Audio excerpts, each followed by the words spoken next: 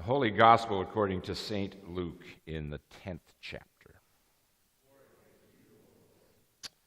Now, as the disciples and Jesus went on their way, he entered a certain village where a woman named Martha welcomed him into her home. She had a sister named Mary, who sat at the Lord's feet and listened to what he was saying.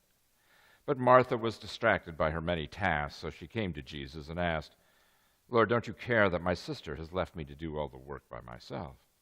Tell her then to help me."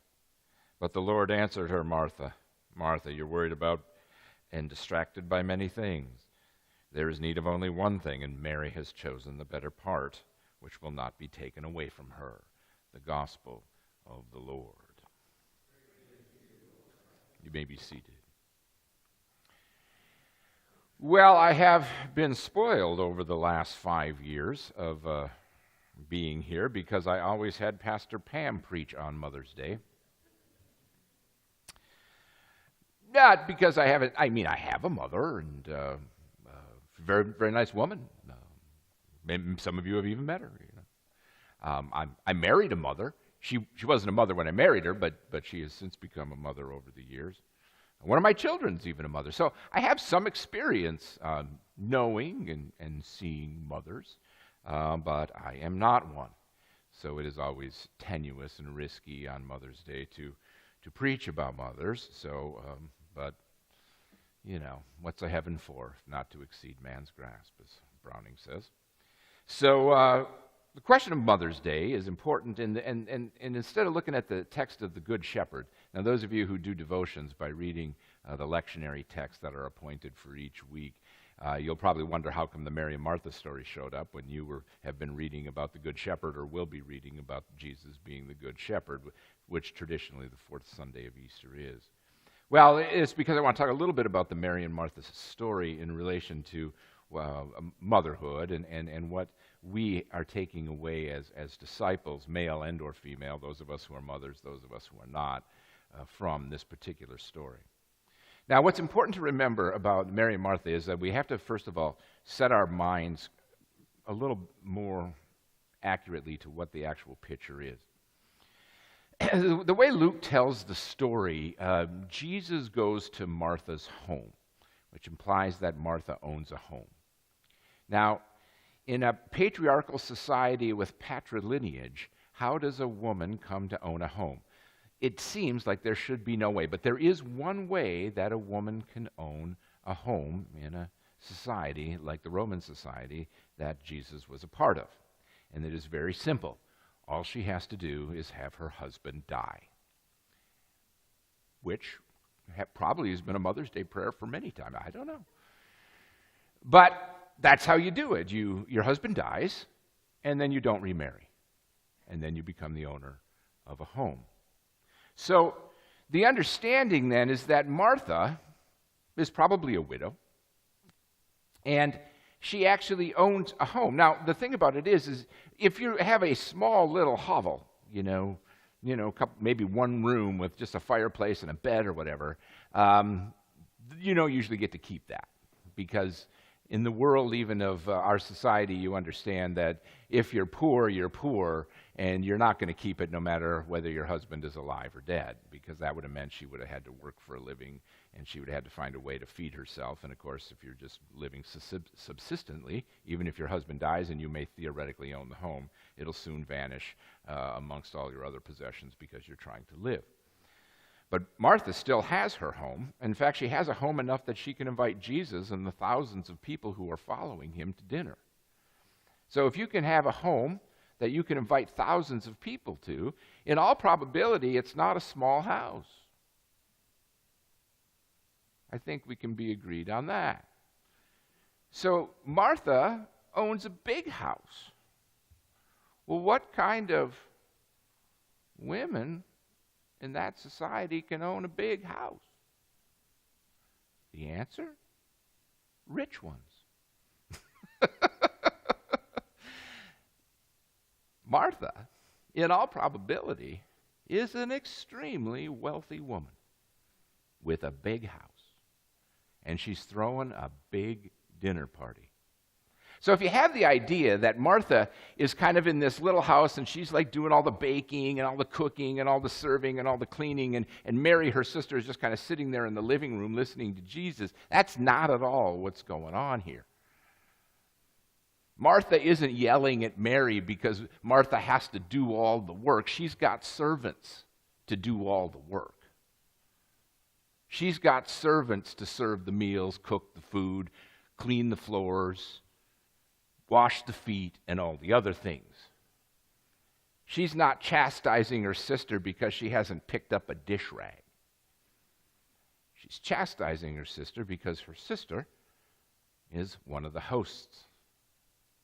And because her sister is one of the hosts, she's bogarting all of Jesus' time.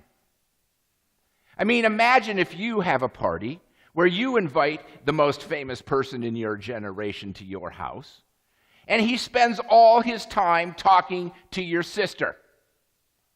And all the other people who came, all the other people that you depend on in order to survive, the business relations, all the people you said, hey, come to my house, I have Jesus there, you get a chance to meet him, and you can't because he's sitting there talking to your sister, who, quite rightly, should be doing the job of the hostess and introducing Jesus to all the important guests. That's how dinners work. That's how they operate. That's how patronage works. And Martha isn't playing along. Martha is saying, wow, this Jesus dude has got something interesting to say. This Jesus actually captures my attention. This Jesus is actually better conversation than all the neighbors who are going to bore me to tears coming back up to the house for dinner. And so Mary, hanging out, wondering to herself what's going on, listening to this Jesus, and everything seems to be going well from her perspective until her sister kindly reminds Jesus that, she's actually supposed to be helping me, not listening to you. And when we think about it, we get caught in that same trap a lot too, whether we are people who are hosting a dinner party or not. I mean, for us, a lot of times we think it's all about worshiping and celebrating Jesus and making Jesus the centerpiece of our celebrations and what we are about. We raise Jesus up to this high pedestal and we place him there so that he can be worshiped and glorified as he is meant to be. However, in doing so, let us never forget that the man that we put up on a pedestal, the man that we honor for baptism and give thanks for, the man that we gather around his table, was just a man who said that we should love our neighbor as ourselves. We should put God first in our lives. We should take care of the widow and the orphan and the poor. And we should have dinner with everybody, not just when the rich people invite us. So although this is a man who is venerated and worshipped and glorified and placed on high holy statues and hanging from buildings all across this world, he was just a guy who lived his life blamelessly in the eyes of God and who died. Because that blamelessness, that love, that charity that he showed was just not accepted in his world. And although people like Martha could put up with it, there were other people in Martha's position and situation that could not. And when Jesus finally bothered them to a great enough degree, they had him killed. But he was just a guy that when he went to a party, everybody got fascinated with the stories he told, the deeds that he had done. And as we gather here to remember again a day in which we celebrate the gift of mothering, it is an important metaphor in our scripture. There's that wonderful verse in Hosea chapter 11 where God brings Israel to the breast to feed, that we have this understanding that what life is about is nurturing and taking care of people. And whether God has gifted you with mothering or not, whether it has been in your future or whether it has been in your past, whatever the case may be, for some it is an unrealized dream. And the hopelessness and tragedy of never being able to be a mother sometimes sits hard. For others, it's a burden, and it's a loss. And there are many mothers who gather on this day who have lost their children. In fact, the very reason why we have Mother's Day is because all the mothers who lost their children in the Civil War gathered together to commemorate those they lost. So, what we have to understand from the story of Mary and Martha and going forward for our own selves is that we must never fall into the trap of thinking that just because we have somehow venerated Jesus enough, that is what Jesus is asking us to do. What Jesus is asking us to do is to worship and love God above all things. To worship and love God so that we can serve our neighbor as someone with peace and compassion and love. We can take care of, or if I may, mother people, regardless of whether we are actually a mother or not.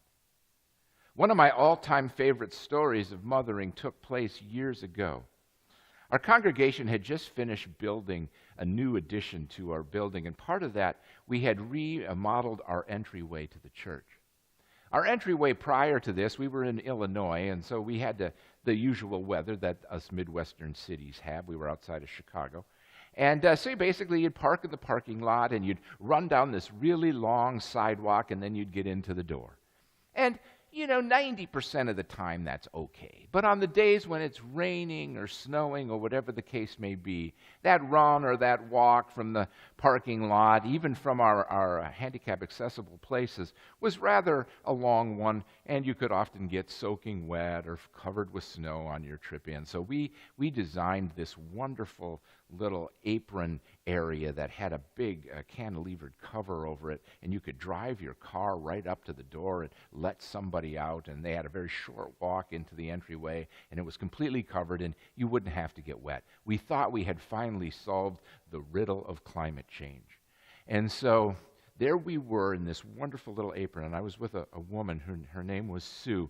And Sue at that time was a mother, and she was also a grandmother, and was expecting her first great-grandchild, actually. And her and I were just standing under this apron. It was a wonderful, beautiful spring day, but we were still standing under the apron and marveling as we watched the cars come up and drop off a senior adult, or maybe pick up some kids that had been coming from Sunday school. And in the midst of talking about all the things we were going to do, all of a sudden, one of our younger members, must have been about 6, 7 years old, just came running straight out the door. And when you're 6, 7 years old, there's a lot of things you understand, but there's a lot of things you don't. And so he comes running out the door, and he cuts in between Sue and I, and before I can reach him, Sue puts her hand and grabs him by the shoulder and holds him back just before a car pulls up into that turnaround and says, "Ooh, be careful there." And as we're getting the kid back, and he's kind of thankful that Sue was there, I hear the mother behind me screaming at the top of her lungs.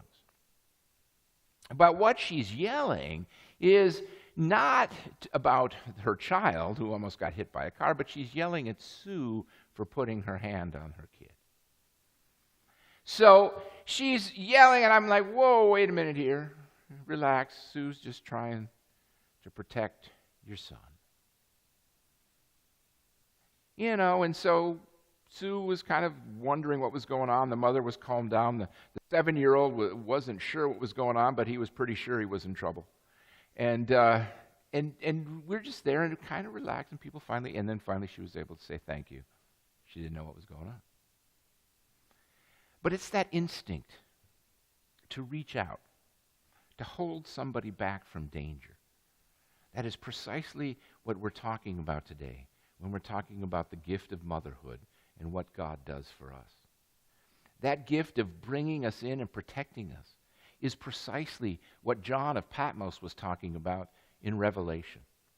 Now, during this month of May, if you happen to come to worship, you're going to hear us read out of the book of Revelation. And this little piece that Roger read for us is vital to understanding this book. Now, whoever John of Patmos was, the guy who wrote the book of Revelation, he did not have a good life. And in fact, he called life itself in this particular reading the great ordeal. In other words, the life that you live from the moment you're born to the time you die is best summed up as a great ordeal. And perhaps you've had that kind of life, a life filled with suffering, a life filled with struggle, a life filled of trying to always claw yourself right back to even and then find yourself immediately swept away again so that you have to begin the climb and roll back up the hill. John of Patmos says that when we are in this great ordeal, when we come through it on the other side, we are dressed in robes of white. How do we get to this state of purity, this state of freedom, this state of eternal life? Because they have been washed in blood. Well, those of you who have ever washed something, you've probably never used blood to get something white. In fact, if you've had something bloody, you've probably had a dickens of a time trying to get it white. But the beauty and the majesty of God is that Jesus' blood does not make our clothes red, it makes our clothes white. That we are washed in what this man has done, this man who Mary sat at his feet, this man and what he was able to accomplish because God raised him from the dead. And the ordeals and the struggles that we go through are given to us not because we have done something wrong necessarily. It could just be bad luck. It could just be the time we're born. But the struggles and the ordeals that we go through are not alone, but rather we walk with this God who comes to dinner at our place, who talks to us when we sit at his feet, who will chide us if we get too worried about the things that aren't important and say, remember why I'm here. We gather in the presence of a God, no matter how much you've struggled in your life, whether you call your life the great ordeal or not, to understand that God's love, the love of God, is eternal, and it is given to you. And that in those waters of baptism, through the blood of Jesus Christ, you are made clean and whole and brought back to the child God named and claimed way back when you were at the font.